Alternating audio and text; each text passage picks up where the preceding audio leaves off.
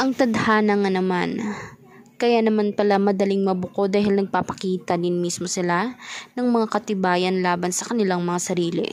Sina Senador Lito Lapid, Robin Padilla, si Senador Bato, Senador Bongo, Mayor Alice Go, at ilan pa sa 10 mga naging gobernador ng Malacanang sa Pilipinas ay naging may connection mismo sa Pogo doon sa Pampanga na ni-raid lamang noong nakaraang araw.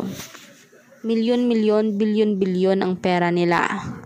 Talaga namang bultuhan na ang pera at sagad na talaga sa kasamaan kung bakit mainit sa mga mata nila at bakit gustong-gusto nilang magkapera na galing pa mismo sa kanilang kapwa Pilipino.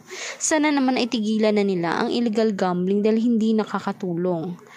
Kaya't ito ay masama at lalong-lalo na ang pera ng mga taong mahihirap ay ginagawa nila, nilalagay sa kanilang bulsa. Ginagamit mismo kung saan-saan.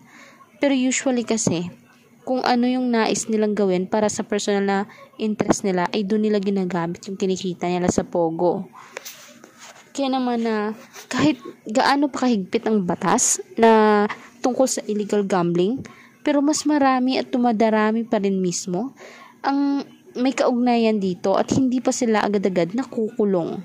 Kaya kayo ba guys, magra-ramp din ba kayo para naman mas makulong na agad ang may kasalanan? Kasi ang linaw-linaw na ng ebidensya, iilan na lamang sa senador ang totoong gumaganap sa kanilang mga trabaho.